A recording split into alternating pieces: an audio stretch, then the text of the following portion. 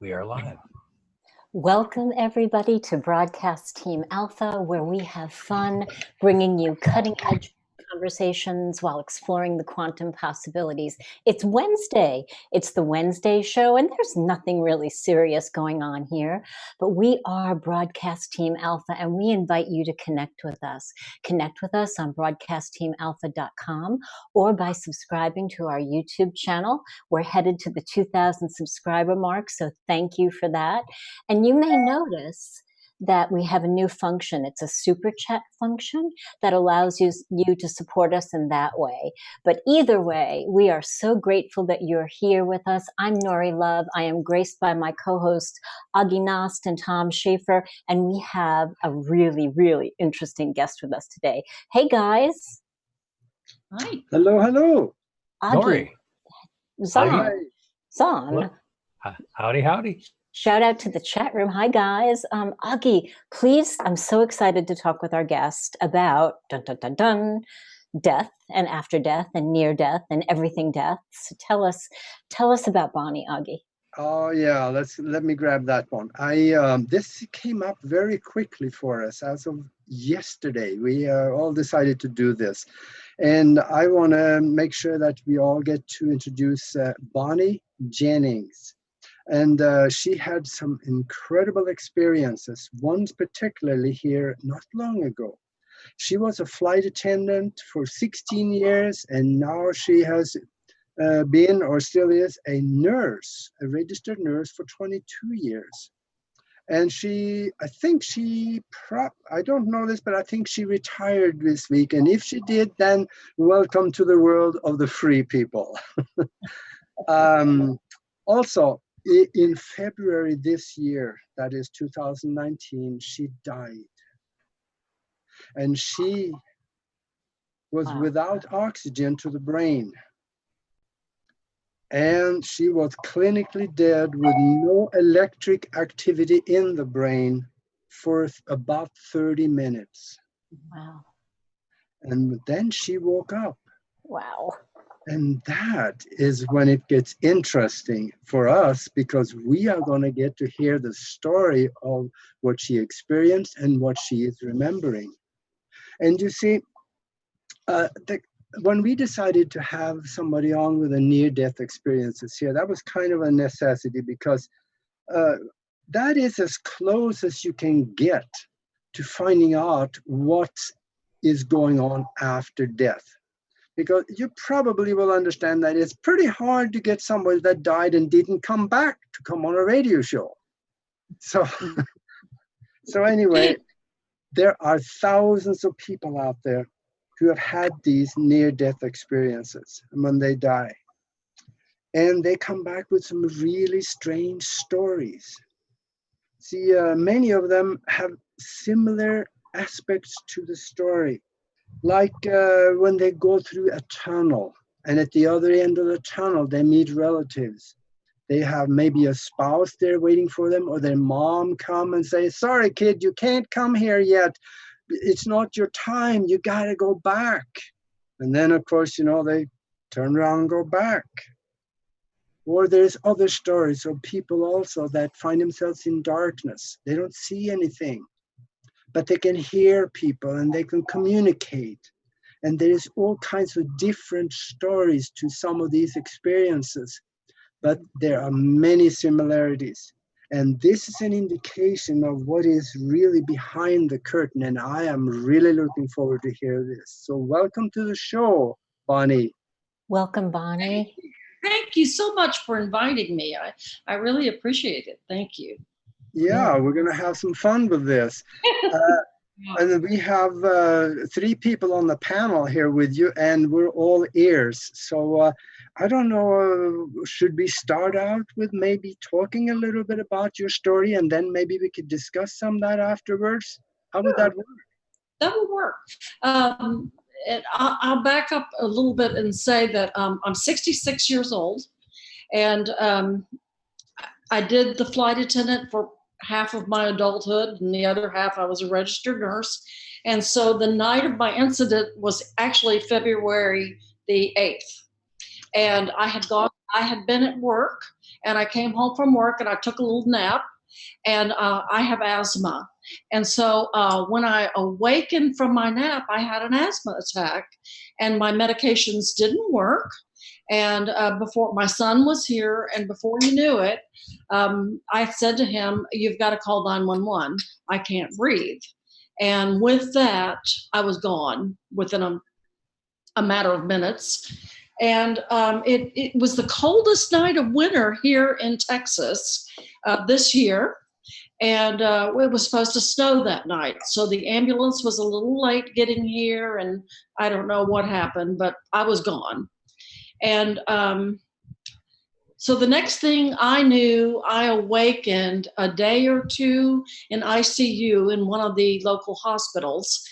And in the distance, I could hear my family say, "It's not your time. You need to come home. It's not your time." And I'm very fuzzy headed, you know, because I'm hearing them, but I'm someplace else. And as I started to awaken, I realized, and my family's telling me that I died. I realized I was in a very, very, very dark place. I wasn't alone. I was alone, but I had no thoughts of being alone. Okay. It was just like having a record and a little wedge cut out of a record, and it was just missing, just blankness. And so when I awoke, I had tubes down my nose, a feeding tube and oxygen and everything else. As I'm awakening, I'm kind of arguing with the opposite world. Hey, I'm pretty spiritual. Where was my tunnel? Where's my family? Where's the white light? I didn't have any of that. What is this? And so all of a sudden, and I'm kind of arguing with that side. Hey, I didn't have anything. What is, And so all of a sudden, boom, just these visions started popping and popping and popping. And at that point, I have to tell you, I asked the other world, I said, why didn't I have any?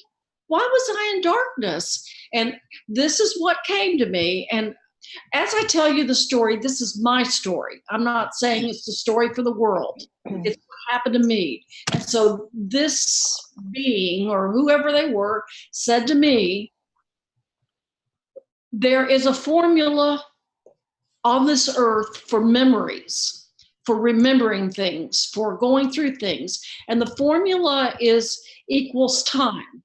And so without oxygen, the body, or my body, did not remember. Okay.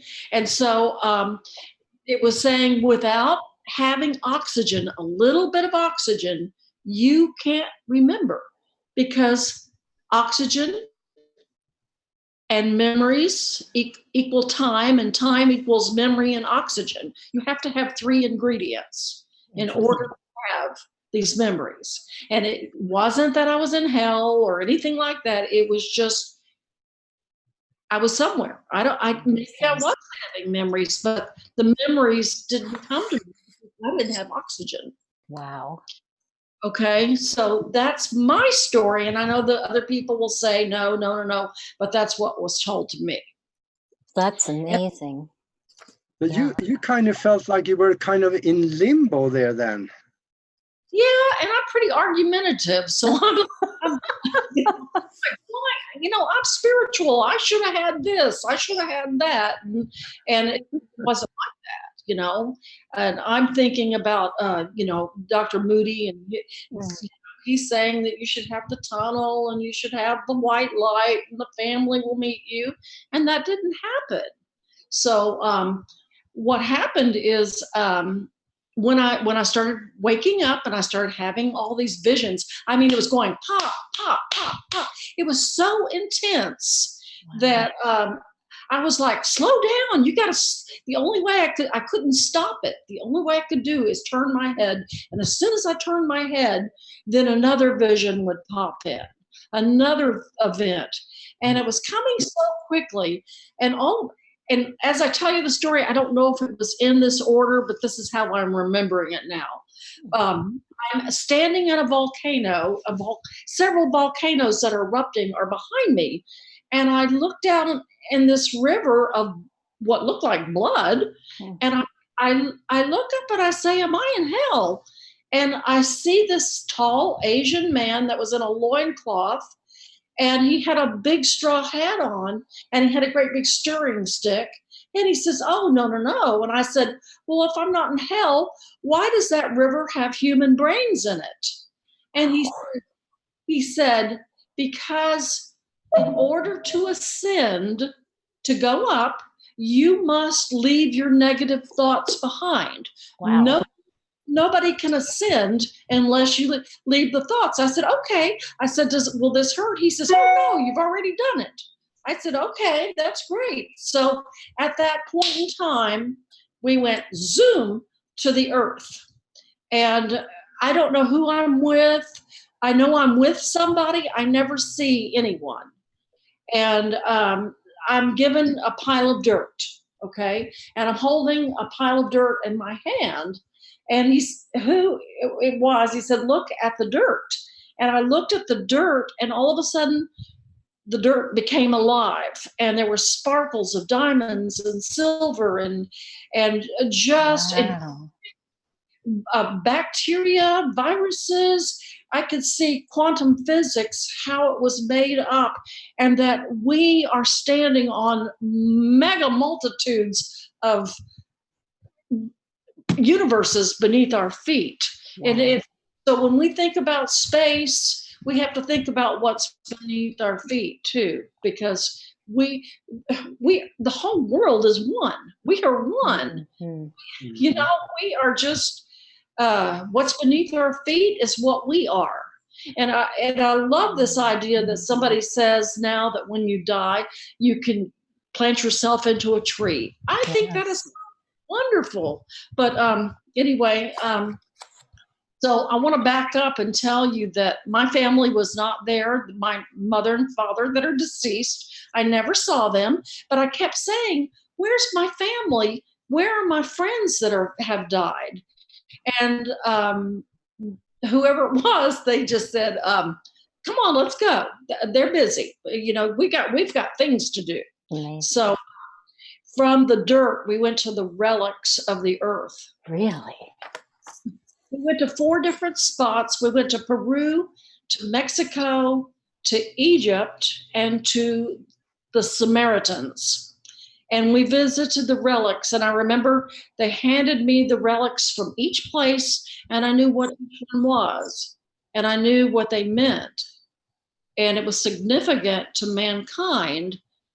And it will get into my next question as I'm holding and studying. They're showing me the originals. And I don't know, we may have even gone underwater, but I don't remember. But it was just amazing just to hold these things. And I said to whoever, I said, where did mankind come from? Who is our maker? And all of a sudden a light came on. And now remember, this is my after death experience, okay?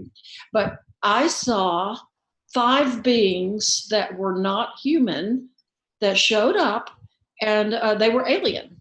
And I was satisfied with that. I didn't look to see what kind of alien they were. I was so satisfied and so happy that they showed up, that they presented, that they said hello, and that's all they said. And I asked nothing else. Wow. Okay. It's just, oh, thank you, you know. Wow.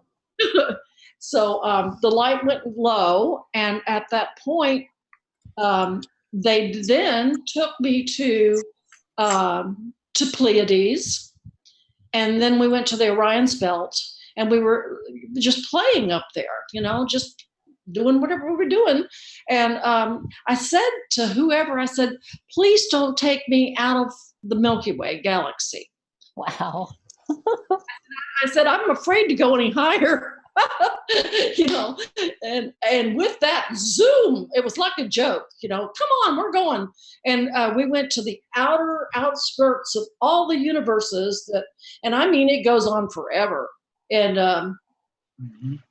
what is interesting about that is I actually saw the boundary of the universes, and the Fibonacci code, the Fibonacci design, were there sewing the universes, making like a baby bundle around universes. And they stopped to speak to me. And I said, "Oh, hi." And they go, "Hi, we're busy, but it's so good to see you." And I said, "Oh, thank you." And it was starting to freak me out a little bit because the Fibonacci, not only were they talking to me, but they were like making little designs, these intricate little flowers. You know how the Fibonacci goes Yeah. round and okay, so it's just making these flowers and making these designs and just weaving, just and the universe is constantly growing. So at that point in time, they said to me, "You want to take a seat here and look? We'll give you a show." I said, "Sure." And I'm sitting on what looked like the moon. Of course, the moon's way far away from the but I'm sitting on the side, and I'm about far from the moon is from watching the Elohim, which is plural for gods, make a nebulous at the entrance of where they're sewing it up, and I'm watching them make this incredible design. And you have to know that I'm deaf, so I wear hearing aids. So I said to them, I'd like to be able to hear. And they said, "Why? Do you really need it?" And I'm thinking, well, no, but are you playing any music or anything? And so anyway, it was quite an event.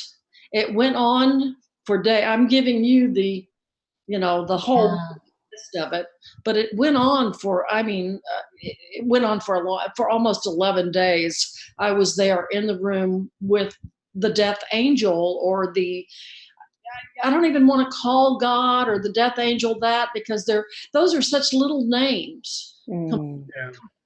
compared to what's they're just nondescript. So Bonnie, you said you were watching the Elohim, and that's who was weaving the universe. Yes. And Yes. did you have a sense of Elohim, or did you have a vision?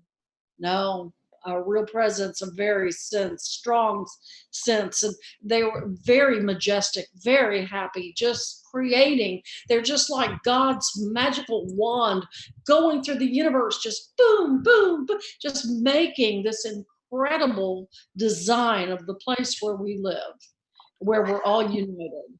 And I even drew some pictures of afterwards, and it was hard to do because on a little bitty piece of 8 by 11, I have to draw what I kind of vision, but it was almost like all the universes are inside the upper left chest of a lung. Wow.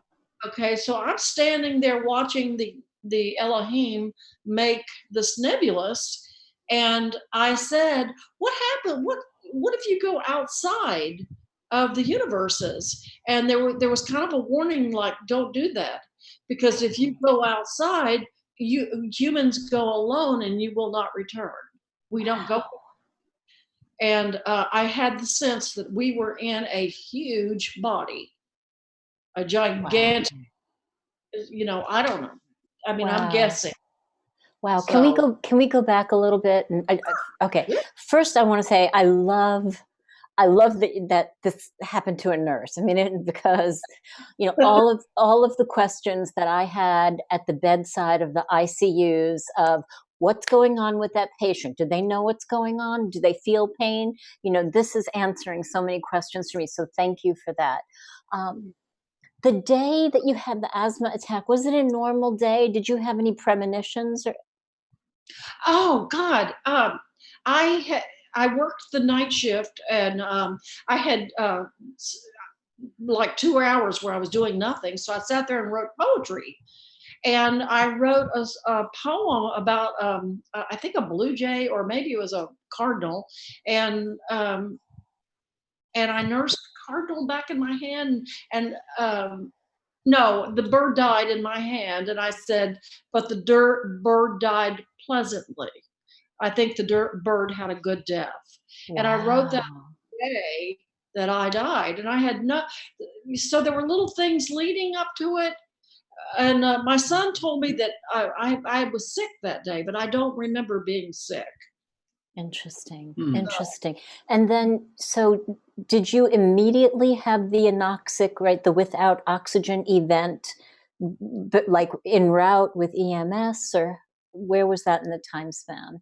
That was, I think, from the time I passed out, I think I was gone, okay, until my son said that it took them a while to get there. So I'm figuring 30, it may have been longer than that, because it was a cold night. We live in the country. My daughter had to run an errand, and she got here about the same time they did. So it was from the time I went down, and my son told me I'd already changed colors. Yeah. So, yeah, the anoxia had to start. Yeah, right away. So Yeah. it's so funny that you feel like you got gypped, right? You got gypped out of all of the things that we think we're supposed to get. You know, like you're supposed to see Elvis and see the light, and that's so interesting. Everybody. I'm wondering too. I'm wondering too, your experience as you remember it from the beginning to the end when you were out of the body, if you kind of have a perception of the time that you were out there, how does that time coincide with the time that you were dead?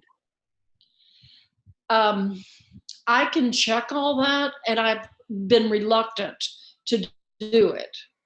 And that is because I was told at the hospital I could ask too many questions, and there was stuff in my chart that could frighten me. And so I thought, I'm going to leave this alone. It doesn't matter. And if somebody questioned me, they could certainly go do that. But I thought a sweet little nurse said, because I was asking her about my care in the hospital, and I said, I think if I read my chart myself, I would understand better, because I was dealing with such a nurse. And she said, she was very young, and she says, I can get an order to bring that chart down here for you to read it. She says, but I want to tell you there's some frightening things in it, and we really don't want you to see that. And not right now. So if you can just let us take care of you, and just like your patient, you're not a nurse, and I agreed. I thought, she's right, and I'm not going to question any of that right now. There's some questions I could ask my son, but I really don't want to kind of go back there. I'm scared to go back to my room and sleep in it after this event, because all I could remember was me dying in it. But it's, the reason I ask this is because outside of the physical, time and space as we know it here is not the same. So you can actually be out there for days, of perceiving to be there for days, but you're only gone a few minutes here in the physical. Yes, it probably seemed like days. It did seem like days, because we traveled. Yeah, we did, but you're there in a flash in the moment, anywhere you need to be. Yeah. I love that you felt so connected. I think too, what Aage's trying to point to is about how long were you out in the hospital? I think it was 2 days. Wow. I think I was out 2 days, and I think I remembered a day, and then they told me I was out 2 days. Wow. So were you had a feeding tube? Okay, so you were out. You had a feeding tube. Were you intubated? Yes. Oh my goodness. Oh my goodness, Bonnie. Yes. Yeah. Wow. I have to back up, because I'm start a flu thing here, but I was made to get the flu shot at work this past fall, and when I took the flu shot, and hey, everybody, there's only a few of us that are, I'll just tell you, just be careful. But anyway, as soon as I got the flu shot, I started, my eyes dilated for 6 weeks. And then suddenly that night I put on so much weight. I must have put on 15 pounds that night. So the water was backing up with inside myself. And I take it back to my problems started happening at the time that I got that shot. So, Yeah. yeah. Yeah, that's to be aware of. Yeah. Yeah. I have another friend that a friend of a friend was a nurse that got a shot and has photos of what happened. And he had to do the thing. It was a required thing as a nurse. Yeah. He had to take the shot. He didn't want to do it, and he didn't want to do it. And finally, they said either or. So he takes the shot, and he had this massive, just it was terrible what happened. He got very sick, very sick. Yeah. Oh goodness! And so, did he get a note from his doctor that he doesn't have to take the shot anymore, or? I don't know. This was about 3 years ago, about 4 years ago. So I don't know, but it's been a while. But I remember hearing the story and seeing the pictures he posted on Facebook. I'm like, oh my God. So yeah. Well, they're pretty mandatory about that now. They're so mandatory. It's ridiculous. It is. Yeah, It's it really and is. if you don't get the shot, then you have to wear a mask. Well, I'm an asthmatic. Yeah. I can't wear the mask. Oh yeah, those masks are wicked. I mean, if you just for people who aren't a nurse, when you wear the mask and you have glasses, right, little air seeps out and fogs your glasses up all the time. So you're trying to do an IV and your glasses are. He's like, no. So Bonnie, how are you different as a result of this? Okay, very different. Yeah. I'm more childish, but I think that's the anoxia. And when the first thing I remember is when I was in rehab, I had to go through rehab. When I was in rehab, I wasn't eating my food, and I didn't like the food. The food wasn't very good, but and they kept saying, well, they sent the dietitian to me and they said, well, what can we do? And I said to her, I'm a vegetarian. Well, I wasn't a vegetarian, but all of a sudden I felt like I am a vegetarian and I need to eat that way. And so I have struggled with that at home. Now I have eaten some meat. I cooked a roast this week and it's still sitting in my refrigerator because I won't eat it. Wow. So, okay. And before this happened, now my poetry had slowed down, but I could still write poetry. Today, I can't write poetry. So you were writing poetry all along, and that's when you wrote the poem about the bird that had a good death on the day that you had, the night before you had a death. Right. Amazing. The same day, the same 24-hour period. Wow. And that bird sat in my hand and it died, and I wrote a poem about it. That really, wait, that really happened, or that was your poem? Oh, no, it really did happen. Oh my goodness. Yeah, it was, and honestly, I can't remember if it was a cardinal or a bluebird, but still, the cat, I held the bird in my hand and I was petting it and the bird died in my hand. So I wrote a poem that the bird died peacefully. And I was there to give it love at the end. So. Wow. And but you asked how I changed, and I've always loved animals, but now I really love my animals. I think my animals have noticed, boy, she's changed, And I'm a little bit more, I think in nursing, and I'm sorry to say this to the world, but sometimes in nursing, we get a little cold, right? We get, I've heard that, or, and so we lose that compassion that we're supposed to have. So much of it, yeah. Yeah. And you do have to kind of set yourself back and not speak, because you can't run around crying all the time, so you've got to put those brakes on. Mm-hmm. But I'm genuinely more compassionable now. I would probably be a better nurse at this point, but I would, the head injury, would bad. So when you were in the bed and allegedly in a coma, right? I mean, because you were in a coma, you could hear what people were saying, and was that blending in with your experience? Yes. When I finally started to hear them, I had argued. I remember that's how I woke up, was hearing them. But I'm like, and I knew when I was there, I knew that I was dead. Somewhere along the line, I can't remember, it clicked. But that was a couple of days later. I remember hearing them so distantly saying, "It's not your time. You're not. It's not your time. You know, come home, come home." And I kept hearing him and thinking, I really miss my family. And I know I had the choice. And in fact, I had the choice for 11 days after I was there, because I was in rehab. I had been in rehab 4 days. And the physical therapist was having me do some things. And I said to her, my blood pressure's gone up. And she took my blood pressure, and yes, it had. So they did cardiac enzyme. They did the cardiac test. And sure enough, my first, I forgot what they call that, the cardiac. The troponin and. Yes, Yeah. troponin. My troponin came back elevated on the first test. Interesting. And yes. So, and the death angel, or whatever you want to call it, was almost like a fairy wand. You know how you see the fairy's wand tinkle, sparkle, sparkle, sparkle at the end? Well, to me, that was around me for 11 days. The sparkly stuff was around you?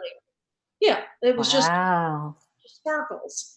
And it didn't leave on that 11th day, but the nurse came in the middle of the night after they had drawn the second panel, and she woke me up. She said, I had to wake you up to let you know that it was clear you were good. It wasn't elevated anymore. I said, oh God, thank God.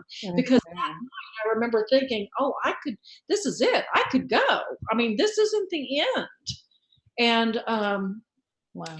So that's when I noticed the little sparklies started to leave in my life. So I just want to say thank you. A big shout out to Margaret Parker for the super chat, $2 super chat. Thank you so much. People are loving your conversation and your experience, Bonnie. And so what do you make? Okay, so from the nurse on the other side of the bed, who's seen weird things happen, what do you make of the sparklies? Like, what do you intuitively make of them? Well, my doctor said I was having delirium. Of course. No. Delirium, you don't know. You have to think back to psychosis and delirium. Right. Those patients, those people do not know that there is a reality. That is reality to them. I knew. So I was not psychotic. I did not have delirium. I knew. And this feeling was real. I mean, it was real. And I felt the presence of the love just surrounding me, and that it would be okay if I had chosen at that point on that Monday night when my troponin levels were up, if I had wanted to go home, I could have. Well, I can't help but wonder if the sparklies didn't contribute to you not having 3 consecutive positive cardiac enzymes, right? I hadn't thought about it until you said that, but yeah, that's yes. That could have been interesting. Wow. So now after an experience like this, and I know it's changed, you changed some of your habits. Hey, you even like beer now. So this you didn't before. No, I always like beer, but not when I get up in the morning, first thing in the morning. And cigarettes. But I want to ask you though, even after this and remember everything that you've seen, you're not afraid to die anymore, are you? No, but like we spoke, the panic of the dying experience, and I want to tell everybody out there, when you die, it's not comfortable unless you go to sleep in your sleep. And I tell you the reason why, and I asked, and the harder the death is, that's how much more you want to stay here on Earth. So whoever comes to take you got to ram you out of there. So it's going to be as hard as you want to stay here. is as hard as it is to get you out. Does So that make that makes such good sense, Wow. Bonnie. So Yeah. you know, in the hospice arena, I have seen people fight. I mean, literally, it looked like they were fighting, like, you know, forcefully fighting with death, the push and the pull. And is that what you're talking about? Yes, that's Amazing. yes. They don't want to go. You know, they're fighting and they're fighting to stay alive. And you know, when I couldn't breathe, I knew it was coming. I mean, but it was just in the last few moments, you know. Were you scared or? Yes. Yeah. Mhm. Yes. And you know how the last few moments, I knew I said to myself, I need to say a prayer. I need to, and I couldn't because the panic was so Intense. prevalent. Yes. I said, I can't, you know, I can't even call my children on the phone and say, this is it, you know. It was a big panic. So, So but the actual dying when you go to heaven, that's fine. I mean, that will be fun, you know. I don't know where we'll go from here, but it's going to be exciting. Yeah. And so you it mentioned was. to me, I just you wanted to mentioned, ask one question regarding what she said. okay. So it was panic and then lights out on the journey, or is that? Yeah. It was a panic, and I called my daughter and I said, you got to come now. And as soon as I hung up from her, out. I kind of remember falling on my bed, Wow. but my brother-in-law told me I was out in the garage, and I can't remember that. Oh my goodness. So those are the kind of questions I don't want to ask yet. Yes. Mhm. How long ago was it? Was this last February? Yeah, this past February. Wow. So fresh. So fresh. Yeah, and see, I think with the anoxia, I'm really doing pretty well. When you think as a nurse, You know, 100%. You're doing it. I mean, I got a question for you. Most people could not put together a whole sentence after 30 minutes of no oxygen. yes. What do you, Bonnie? What do you feel? How do you feel about people that say like it's a physical condition? You know, scientists have tried to say it's the brain cells are dying. All kinds of scientific theories for what you observed and what you saw. Is there anything that really stood out that said there's absolutely no way that was fictional because I heard this or saw that connected with reality or this reality in the conscious world? Was there anything that stood out that really popped for you that said, you know what, wow, I actually heard or saw this while I was there, even though people saw me as unconscious? Was there anything like that stood out? No, but I think that the explanation that they have given me about the oxygen and the time and memories, that didn't come from me. You know, that's not something that I made up. That's something that I went through, and because I went through it, I asked, you know, and they explained it, and that made perfect sense to me. You know, I don't know about other people who, you know, I know a lot of people say they black out and they experience what I did, and I suspect that they had no oxygen. And I think that people are in deep comas, but are still getting oxygen. Okay, and you can be on the brink of death and have a little bit of oxygen and have. Did you come back with any kind of, like, some people come back with a different sense of purpose? You said your life has changed somewhat, but did you come back with any kind of message or mission or anything like that? Because some people have talked about that something has prompted them, that they feel like they must do this or compelled to get involved in a certain cause. The cause is that love is the only glue in all the universes that works. It's the only glue that can bind humans, animals, trees, plants, the earth into a good spot. And if we don't have that, it's just a matter of time. You know? Yeah. Totally agree. Absolutely. And that's the one thing I came back with that I kind of knew that before, and I would say that. Now I know that. And I know. You mentioned also on the telephone yesterday something really curious that caught my ear, and that was that Early yesterday, you had no clue who we were. You didn't know about us, but you just happened to stumble across one of our videos and you watched it. 3 hours later, I didn't know who you were, but I called you. Yeah, isn't that strange? And I meant to go back and find what I found, and I didn't do it.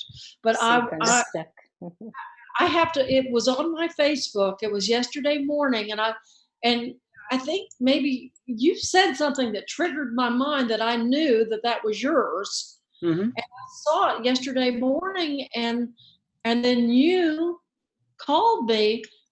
And I knew, okay, this is a connection that's meant to be. You know, there are just some of those connections that happen. That is the truth. That is so synchronistic. You become a lot more intuitive, probably. I think you can probably feel that, right? Yes, I was always intuitive before, but now it's heightened to an extreme level. Well, I don't know if it's more extreme than somebody else's, but it's extreme for me. Yeah. You didn't mention it, but did you ever have a particular religious belief about any of this stuff, about life after death or any of that? Or are you strictly just a generic kind of response that your system had? For many, many years, from the late 70s until 1998, Christianity was my thing, was my religion. In 1998, I left traditional Christianity and moved towards the Gnostic beliefs. And sometimes Gnostics would get too far out there for me, but I've always had a belief in ufology because my father was a mechanical engineer and he worked for Thiokol Chemical Company. He designed missiles and rockets, and he had an encounter when back in the 50s, and he would tell me these things. So after I left traditional Christianity, I had such a hunger for what he had taught me years before that the moving into the Gnosticism opened the door, said that's okay. You can do. You're not going to hell for looking at that, or this happened, and so it's okay to open the door. So after my experience, even though I think my experience was very spiritual, a lot of people would say that it wasn't. It was more scientific. But to me, that is spiritual.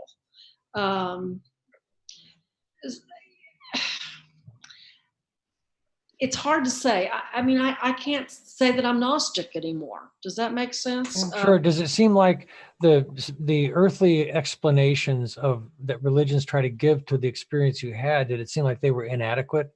Is that what has happened? Yes, I would say that. I think they're wonderful. I think the relics are awesome. And the relics, by the way, were put here by the aliens, and that became predominant in my out-of-body experience, in my death experience. So since we're going there, we've had a lot of people, experiencers on the show, and I don't know if you know that it tends to run in the family, right? So if okay, all right. So what do you make of the five non-humans, and does the number 5 mean anything to you? Okay, now initially, and I have to back up. Initially, I didn't know if there were 3, 5, 7, or 6. As time went by, I can say pretty precisely now there were 5. I'm not exactly sure, but I think there were. I have been told that the number 5 represents something in it. I can't remember what it is, but I know that 5 means transitioning, and it's a traveling number. But that didn't mean anything with me with the aliens. Does that mean something with you? No, I'm just curious about the symbolism. Okay.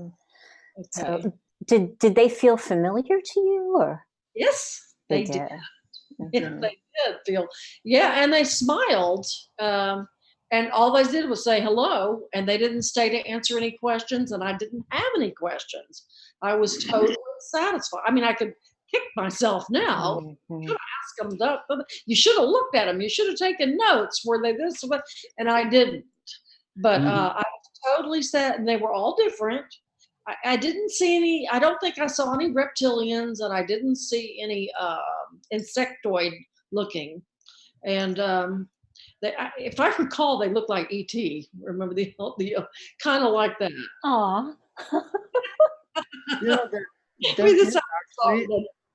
I'm sorry. There is actually something that we should call scientific evidence for that this is happening. And I think I'm going to take 45 seconds to explain some of that. Okay. In 1907, there was a doctor, a medical doctor named Duncan McDougall. He did some experiments with people that was dying because he was obsessed with trying to find out, is there a soul that is attached to the body? So he went to a nursing home and he found 6 individuals over a period of time that was in the process of dying. And he took the bed and them in the bed and put it on 4 industrial scales.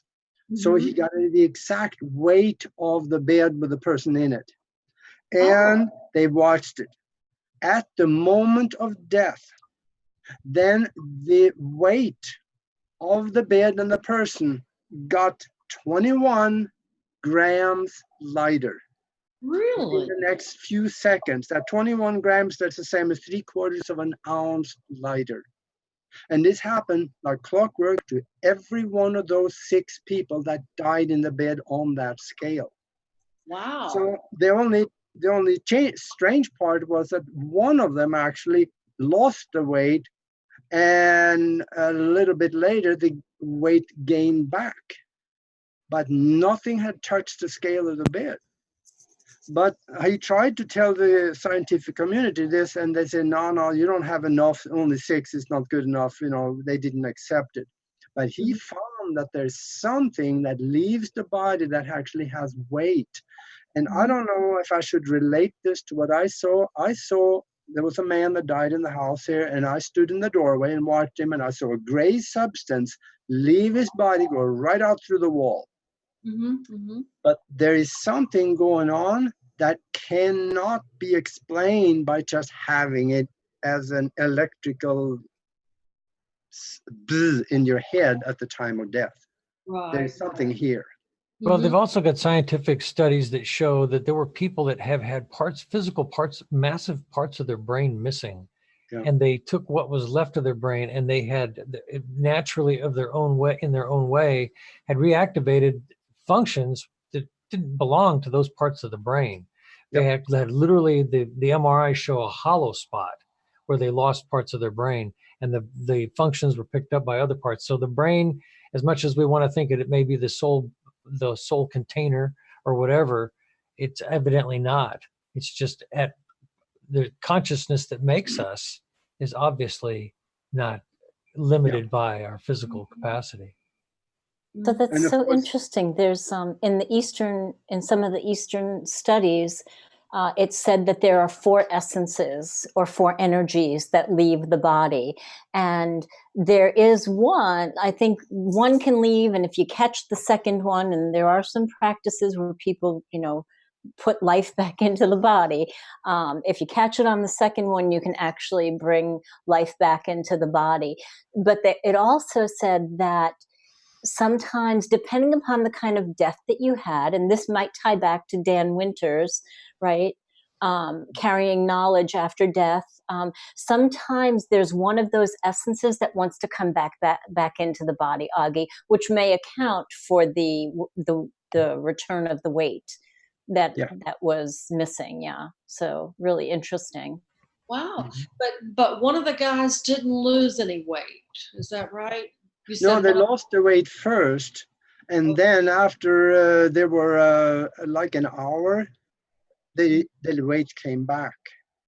How can that be? I don't know. That's one of the loose ends that it's going to take a while to figure out. See, Doesn't that go in the department of ghosts and people that decide they don't know where they belong? Yeah. They're in the in-between. that kind of thing? I don't put it in the ghost realm because it's all so spiritual. It's all the essence. It's the essence of who we are that never dies. It's the Right. energy No, I get that. that we yeah. are that never dies. In my humble opinion. Yeah. Now, And of course, Bonnie, did you feel like there was a part of you that would never die as a result of that, or? I've always believed that, and Mm. that wasn't a new belief. I just think that we just I believe in reincarnation, and I believe yes, I believe in karma, but I think all that's worked out with whoever's there and you're doing your business with, and you decide what's best for you, and can you get in the body, and or I'm really believing now that we actually come back as animals or plants, or I mean, I didn't believe that before, but I'm kind of leaning towards that. Interesting. So and that's not fact. I'm not, that's Right. just, No, that's your experience. And yeah. so honor that tonight. I mean, everybody's like wowed in the chat room by your experience. Augie, I'm sorry. We were having a verbal duel there. You wanted to say something? Oh, no. Yeah. When we were talking about these experiences, also, if you ask any astral traveler, Mhm. when they leave the body, they can see things and they can see other entity out there. And of course, when you get out there, you get into the world of something that you're not used to or is strange to you. So it may look different. You see entities sometimes that looks different than us. Or we can travel from here, let's say, to Washington, D.C. in a snap of the moment. We are there, just think ourselves there, and we bring the astral substance with us. So they also come back with stories somewhat similar to this, and they prove also, and there's thousands of them that talk about this, that yes, there is an existence outside of the physical. Mhm. Yes. Yes. I definitely think we are energy, and everything around it, even rocks, stones, dirt, animals, this little cardboard box, um, everything is energy. I mean, you and I were talking last night about solar flares that have been going up lately. Has anybody looked into that? Have you seen about the sun has been emitting huge flares, and it's affecting many things. And I saw a whole list of things yesterday, and the one thing that I really penetrated on was the intuition, because I had noticed that was elevating in my life last night. But we're energy. I mean, okay, I'm going to go off into astrology right now. I know a lot of people Yeah. do astrology, but I'm sorry, but these are vibrational forces. The planets, the stars, the moon, everything. We are in a vibrational relationship with one another, and the planets speak to one another. And the dark matter, I mean, it speaks. We are all so connected. And if we knew that, I mean, this little cell phone right here, there is a connection. And because I picked it up and it's mine for a few years, there's a electrical bond between it and me. Not saying that if I lose it, but we become in relationship to everything that we come near. And that expression, does a butterfly wings on one side of the world affect the opposite side of the world? Well, does it? In a way it does, because if this moves, this moves, this moves, and that cause and effect happens. And so that's how we are in life. That's how we should start looking at each other and start treating each other. That's so beautiful. If you look at consciousness too, a part of consciousness is in the brain and part of it is not in the brain, because those two things are not the same thing. And the part in the brain is electric impulses traveling on the outside of the neurons and spark off to the next one. It is energy. And it has a counterpart that is a subatomic part, which actually is a particle of thought.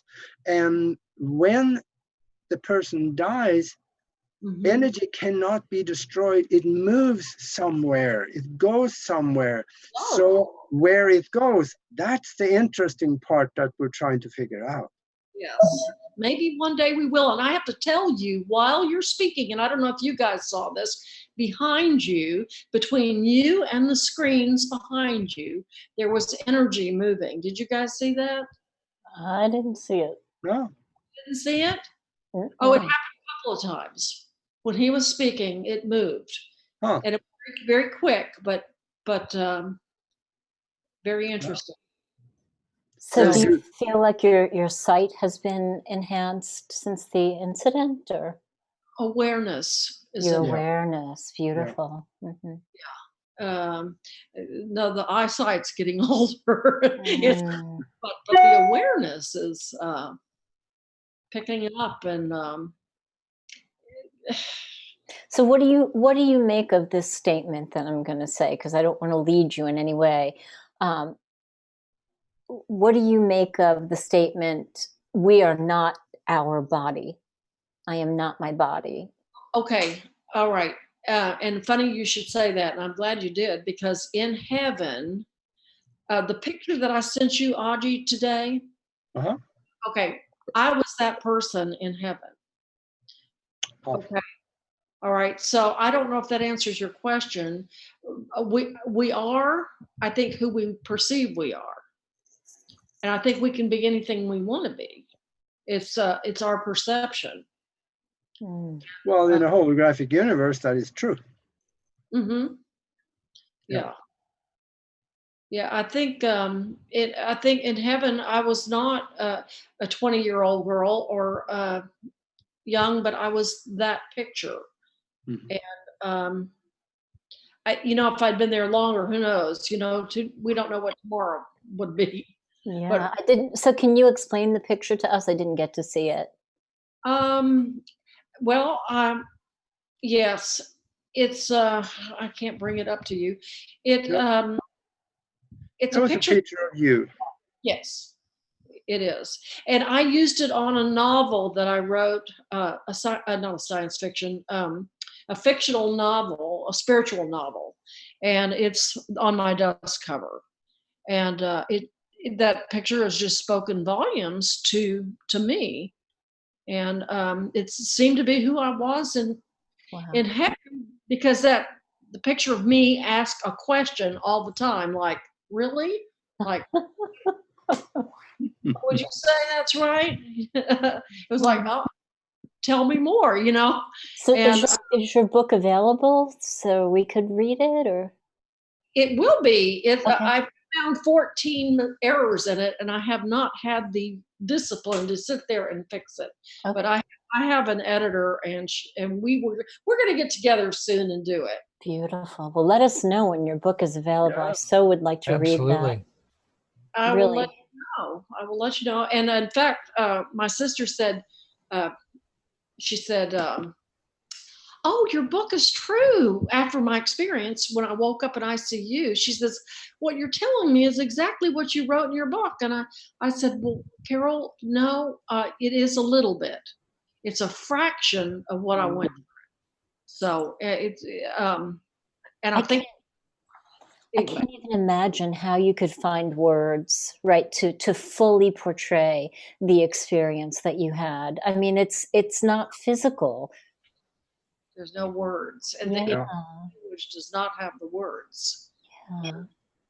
What a beautiful soul you are, and I so feel your energy, and I'm so grateful that you came to share your story and your time with us. And my takeaway from your story, and correct me if I'm wrong, is that we are love. We actually are love if we choose to be who we came to be. Would that be true?